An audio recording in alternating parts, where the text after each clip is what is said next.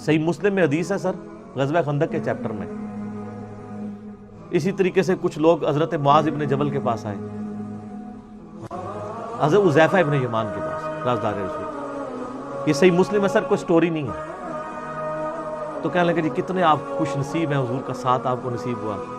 کاش ہم بھی اس زمانے میں ہوتے تو قربانیاں دیتے۔ وہ تابعین تھے نا۔ حضرت حذیفہ نے کہا یہ باتیں کرنا آسان ہے، میں تمہیں صرف ایک واقعہ بتاتا ہوں، ایک واقعہ کہ خندق کا موقع تھا، سخت سردیوں کی رات تھی، نبی علیہ السلام نے اناؤنسمنٹ کی کہ کون ہے جو اللہ اور اس کے رسول کے لیے قربانی کرے اور جا کے کافروں کی جاسوسی کرے کہ وہ اس وقت کیا کر رہے ہیں، ان کی مین پاور کتنی ہے۔ تو کہتے ہیں ہم میں سے کوئی بندہ نہیں کھڑا ہوا، اس لیے کہ جب تصور آتا تھا نا اس ٹھنڈ میں باہر جانا ہے تو سردیوں کی رات میں کون جا کے اتنی تکلیف کاٹے، اور پھر سردی بھی ریگستان کی، عرب کی۔ نبی علیہ السلام نے دوسری دفعہ اناؤنسمنٹ کی کہ کون ہے جو اللہ کے نبی کا پڑوس جنت میں حاصل کرے اور جا کے جاسوسی کر لے۔ آج تو آپ کہتے ہیں سر مجھے پڑوس چاہیے، کوئی بھی نہیں اٹھا، تیسری دفعہ کوئی نہیں اٹھا، چوتھی دفعہ نبی علیہ السلام نے فرمایا حذیفہ، حذیفہ کہتے لو جی، کہتے میرے دل میں غم آ رہے گئے، اونٹتے جانا ہی پڑے گا کیونکہ اب تو حکم آ گیا نا، پہلے تو آپشن تھی نا کہ ٹھیک ہے جی والنٹیئرلی کوئی اٹھ جائے رضا کرانہ طور پہ، کہا کہ یا رسول اللہ جاؤ، ٹھیک ہے یا رسول اللہ، انکار کر کے کافر ہونا تھا۔ کہتا ہے میں اٹھا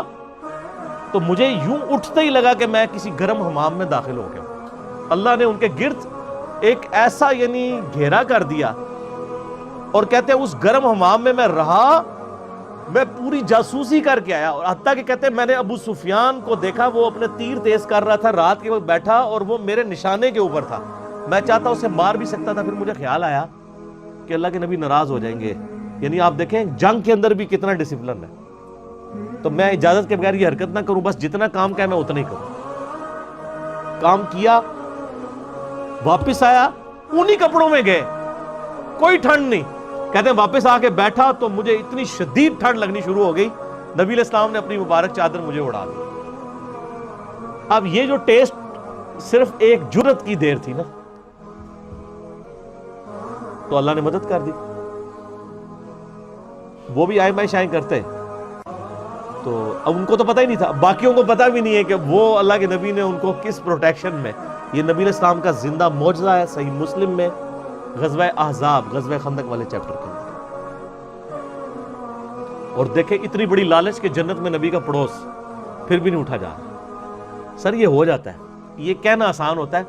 مشکل وقت آپ کی زندگی میں بھی جب آتا ہے نا تو کتنے لوگ ہیں جو ڈیسائیڈ کر پاتے ہیں، نہیں کر، کتنا عرصہ گزار دیتے ہیں۔ ہمارے پاس یقین کریں علماء آتے ہیں ایسے سے، کہتے ہیں جی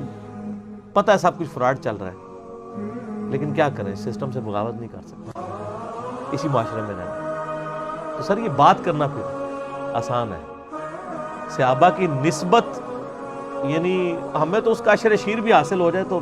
کس لیول پہ ہم ہوں، یہ باتیں کرنا سر کہ تیرے ہوتے جنم لیا ہوتا۔